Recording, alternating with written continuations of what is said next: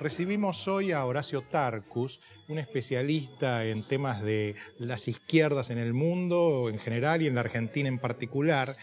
Y su presencia además tiene un signo en una Argentina que revisita y resignifica los años 70, porque como vamos a ver, va a mostrar hasta qué punto cada personaje tenía su lugar dentro de la sociedad, como nos va a contar enseguida Juan José, y a 30 y pico de años todos estos verdaderos valores de aquella época son quizá tergiversados, opacados. Enseguida Juan José va a iniciar el diálogo con Tarcus, que actualmente es director del CEDINSI y fue en su momento también subdirector de la Biblioteca Nacional y un especialista en estos temas. Vamos a la pausa y enseguida volvemos.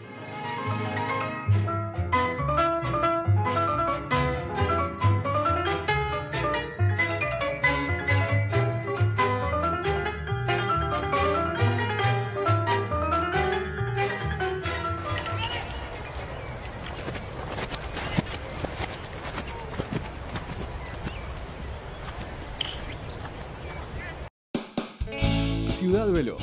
Préstamos tan personales como las razones para sacarlos. Por cada 1.000 pesos pagás menos de 30. 84 meses de plazo. Hasta 15 sueldos. Gestión en 48 horas. Comunicate llamando al 0822-20400. Banco Ciudad. Te quiero ver crecer.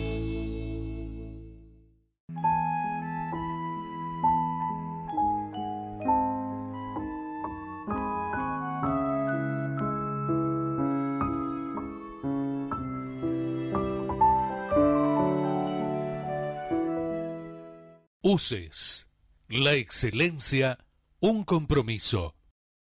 www.uces.edu.ar.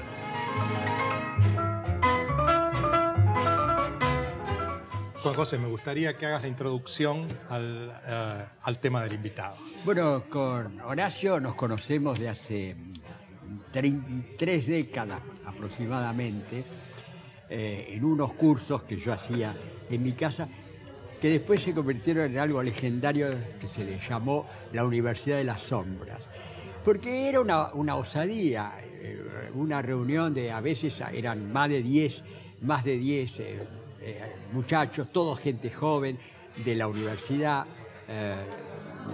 de la UBA en general, que venían, bueno, se reunieron en una casa, había que traer sus coartadas, es decir, que iban a un cine que quedaba a 2 o 3 cuadras de ahí, etc. Plena dictadura militar.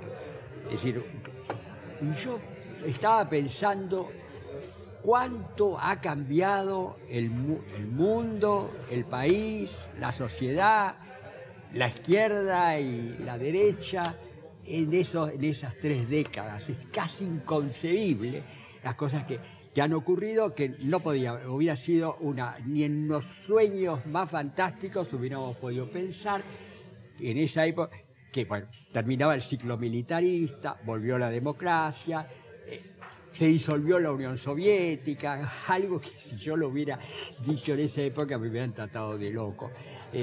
Bueno, el mundo está globalizado, es decir, la cantidad de revoluciones técnicas no existían o estaban recién en pañales. El mundo cambió terriblemente.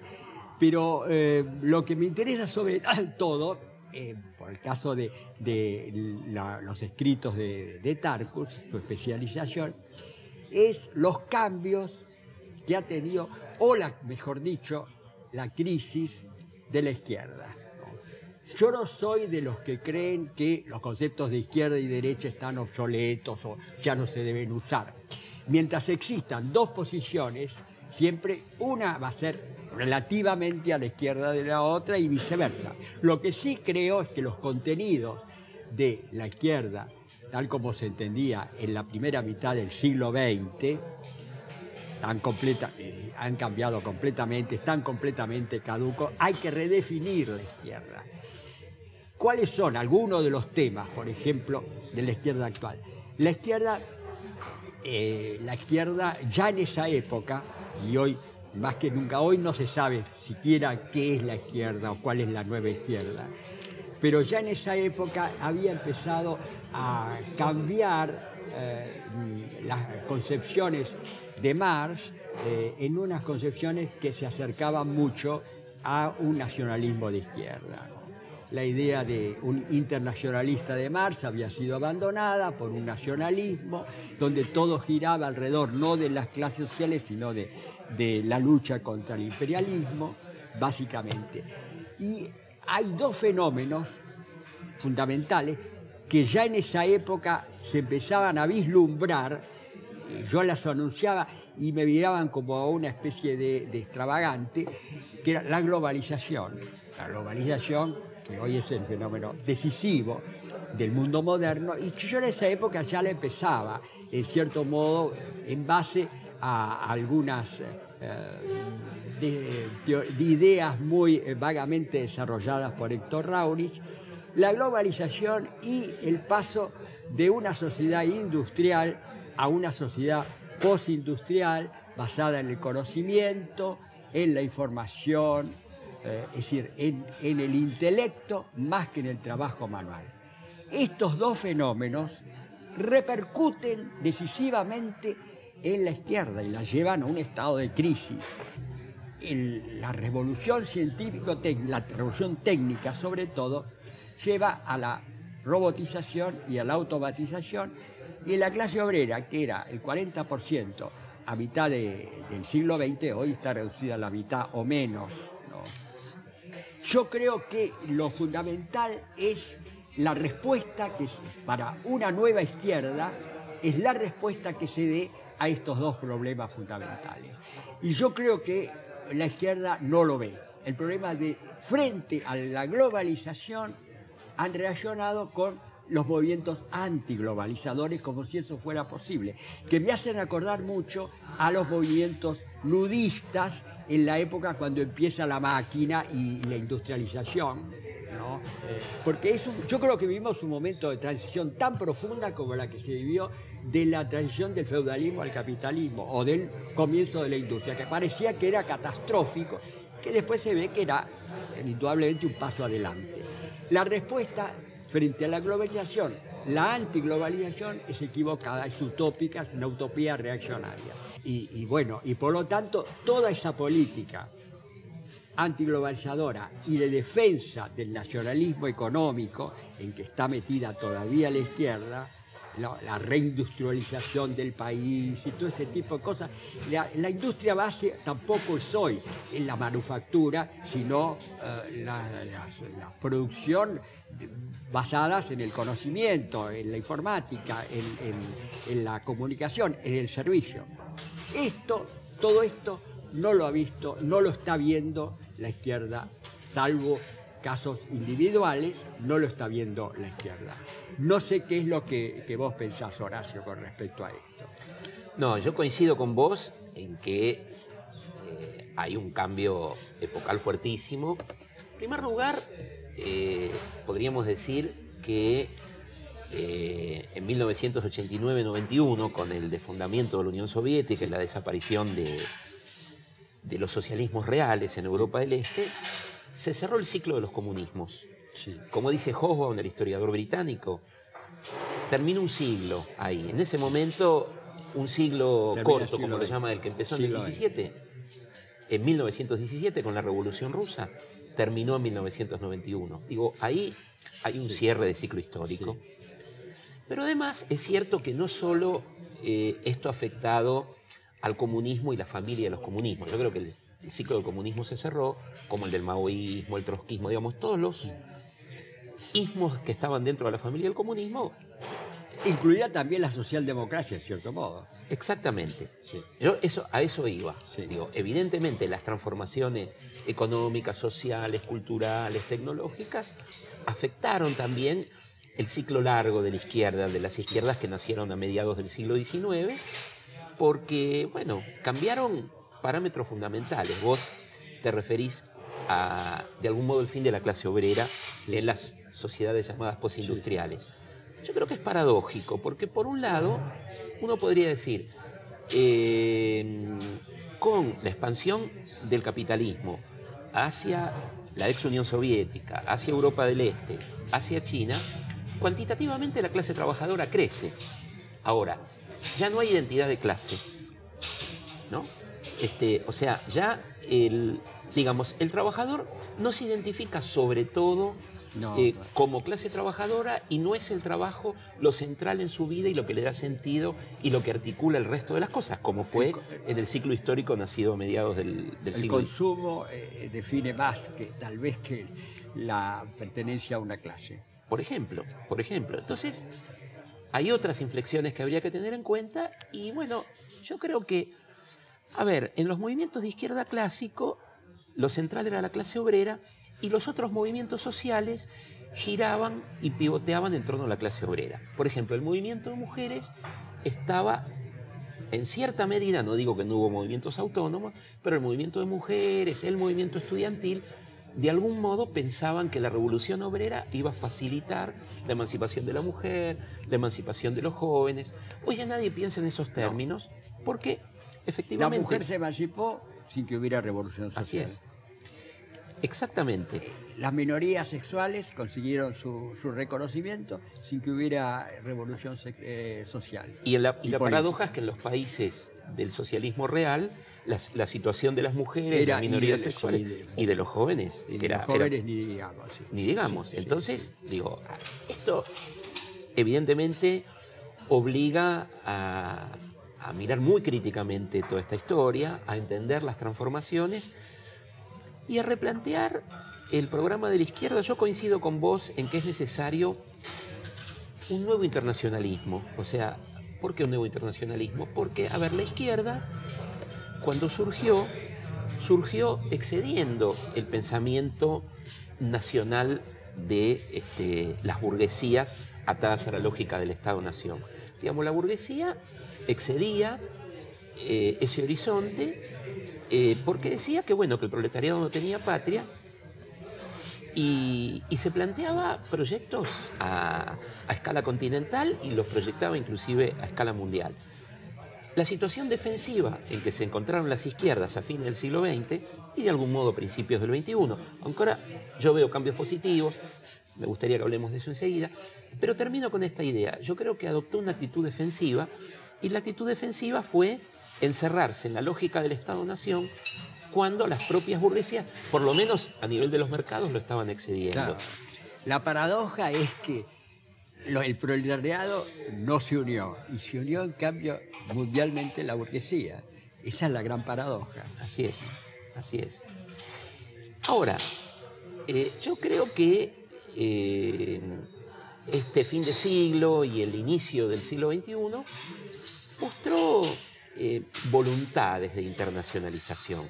Por ejemplo, hay una nueva generación de jóvenes en lucha.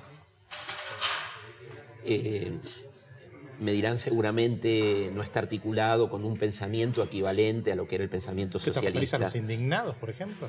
Por ejemplo, o los jóvenes en Chile. Digamos, si vos pensás las movilizaciones del 2001-2002 en la Argentina, había un componente juvenil muy fuerte. En los indignados en España hay un componente juvenil muy fuerte.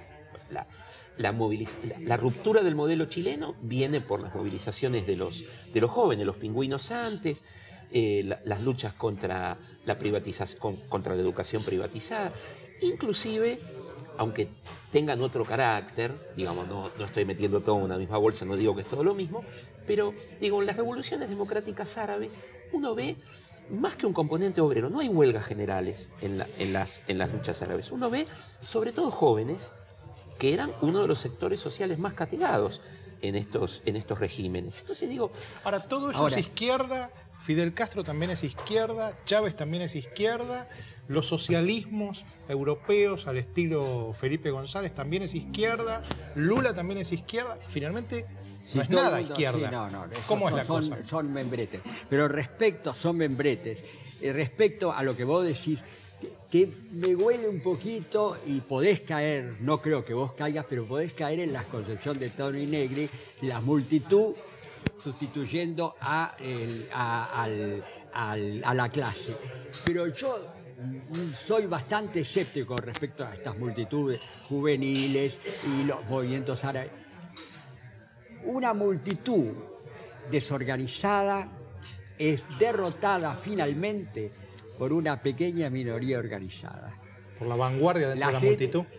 El caso árabe es muy peligroso, muy riesgoso.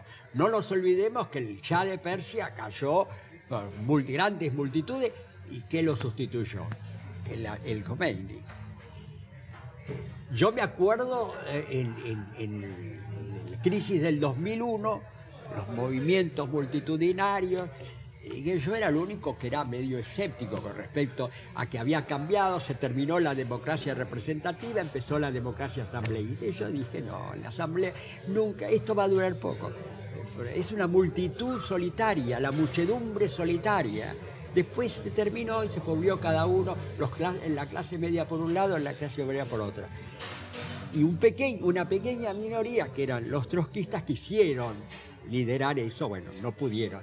Pero a la larga, y bueno, en el caso argentino volvió todo al statu quo. Y en otros casos, como el de los árabes, puede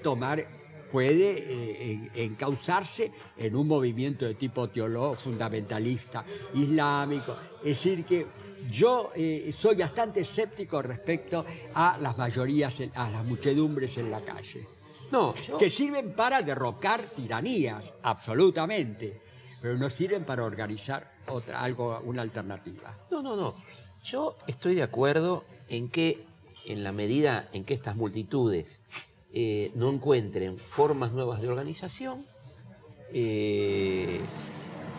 las rebeliones no se van a transformar en revoluciones, o sea, van a ser capitalizadas por quien esté organizado. Por quien esté organizado. Ahora, lo que me parece es que el derrumbe de los socialismos reales trajo una nueva sensibilidad libertaria, una sensibilidad a la autoorganización, una desconfianza de la vanguardia, una desconfianza del partido estructurado. Bueno, ¿cómo es esto? ¿No? Digamos, esto generó, por un lado, un movimiento autonomista que me parece que es un momento interesante si lo pensamos en los distintos momentos de las luchas sociales, pero que demostró sus límites a la hora de proponer soluciones político-institucionales. Las formas viejas de la política sabemos que no vuelven, o sea, el viejo partido leninista bajo la forma neocomunista o neotrotskista no ni tampoco responde. los partidos burgueses. Ni tampoco los partidos Ahora, burgueses. esas asambleas, esas multitudes podrían ser llamadas de izquierda. Ahora, ¿cómo se llamaría algo bastante parecido, pero que nació, por ejemplo, en Estados Unidos con Ross Perot? Ross Perot, en determinado momento, quiso hacer una especie de gobierno encuestocrático, que en el fondo sería una especie de multitud, una multitud informática. ¿Eso también es de izquierda? No, las muchedumbres son de izquierda y son de derecha, claro. Claro. No. El nazismo era multitudinario. Sí. La calle la tenía controlada el nazismo. Sí. La juventud, incluso la juventud. Pero vos lo planteabas como una perfilación de la izquierda. No, mira, yo te digo, empíricamente hablando, hay una nueva juventud que salió a la calle y que se revela. Pero, digo, a lo que voy, una discrepancia con lo de Juan José, es que yo creo que la rebelión del 2001 y las formas autoorganizativas del 2002, que ya en el 2003 empiezan a refluir, yo creo que tienen un efecto, más allá de que no logren resolverse en formas de autoorganización, exceder la democracia representativa. Podemos discutir seguramente muchísimo sobre el kirchnerismo y sobre el conjunto de los populismos latinoamericanos, pero me parece que hay un notable avance en la situación actual, digamos del 2003 a hoy, respecto de la situación que se vivía en la década del 90. Fíjate la paradoja. Las asambleas hablaban del que se vayan todos y terminamos en una década gobernados por un gobernador feudal. Por todos, sí, gobernador feudal y con todos los mismos y con un peronismo de los años territorial. 90. Ni siquiera sindicalizado, sino territorial, con gobernadores e intendentes a los cuales les derraman subsidios para que ellos hagan populismo local. Sin duda, Eso sin sería duda. casi todo lo contrario del que se vayan todos, ¿no? Sin duda, sin duda. Infran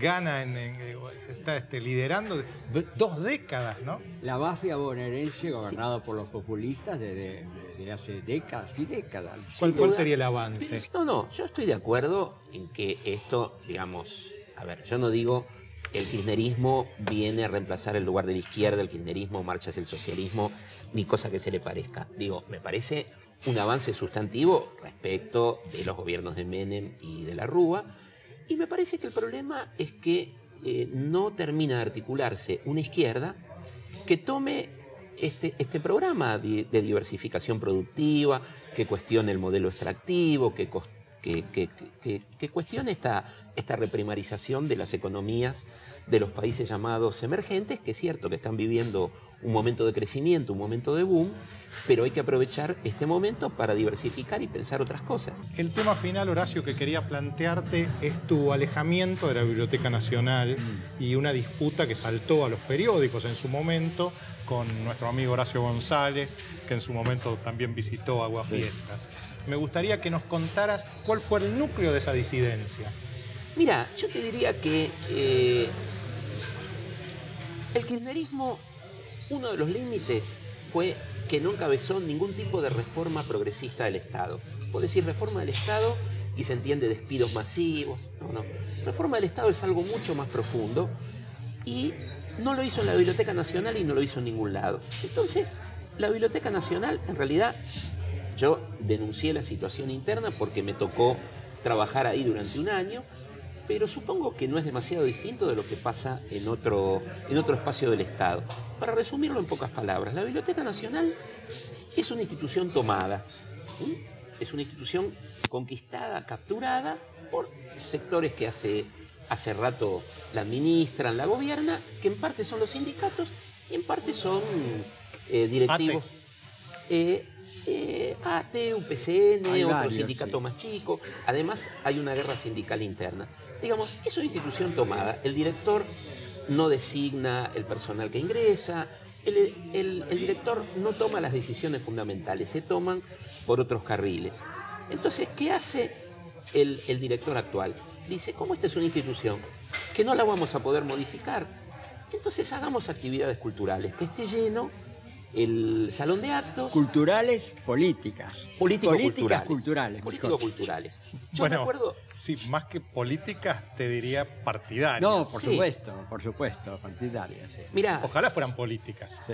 eh, Un comité kirchnerista. en la biblioteca. década del 90 y a principios de la década del 2000, coincidimos con Horacio González, inclusive firmamos alguna solicitada, criticando que la Biblioteca Nacional funcionara como un cenáculo del grupo de amigos del director o del subdirector. Y hoy es lo mismo, un poco más amplio, pero es lo mismo. O sea, es un foro de discusión política, las salas de lectura están vacías, no hay políticas bibliotecológicas profundas.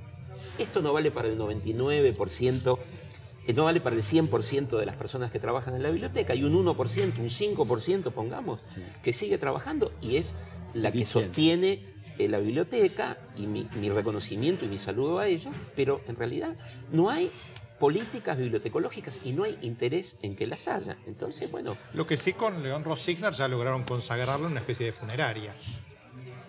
sí, Y un frustrado funeral a David Viñas, que afortunadamente su hermano Ismael logró rescatar el cadáver y que no convertirlo en un acto kirchnerista.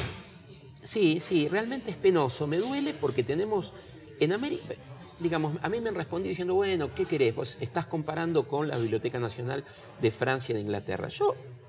Mis parámetros son la Biblioteca Nacional del Perú, la Biblioteca Nacional del Brasil, de Chile. Digamos que son bibliotecas que funcionan, actualizadas, informatizadas. Nuestra biblioteca no llega a 1 millón de volúmenes. O sea, considerando la producción editorial que tuvo la Argentina desde la década del 30, Un millón de volúmenes. es un número Se paupérrimo. roban los libros. Aparte caótica, porque vos pedís un libro y después no lo vuelven, al día siguiente querés volverlo a pedir y no lo tiraron en cualquier lugar para no tomarse el trabajo y no lo encontrás más. Te dicen que está tomado, que está perdido el libro. Eso ocurre permanentemente. Eso te ocurre, digo, de gente- eso ocurre permanentemente. Realmente es penosa la situación. Y bueno, yo creo que de las peores cosas que ha dado el kirchnerismo son sus intelectuales y sus políticas culturales. Eso es, pero uno de los puntos más negros de la gestión kirchnerista es esta. Te agradecemos muchísimo que hayas No, participado en muchísimas nuestro gracias a programa. ustedes. Horacio Tarcus creo que es un intelectual muy sólido y ha prestigiado a Hubo Fiestas. Muchas gracias. Gracias.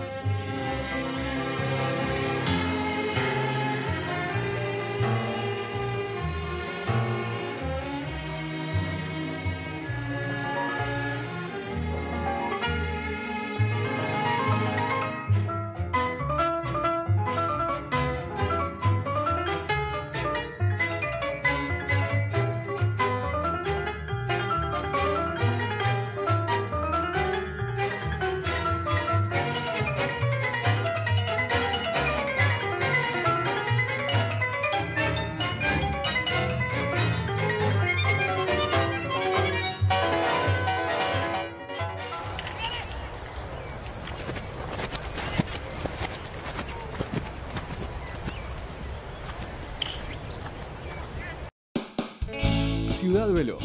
Préstamos tan personales como las razones para sacarlos. Por cada 1.000 pesos pagás menos de 30. 84 meses de plazo. Hasta 15 sueldos. Gestión en 48 horas. Comunicate llamando al 0822 20400.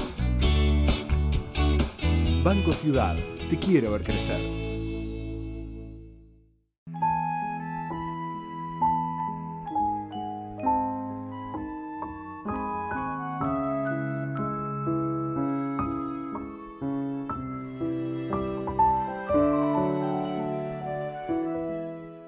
UCES. La excelencia, un compromiso.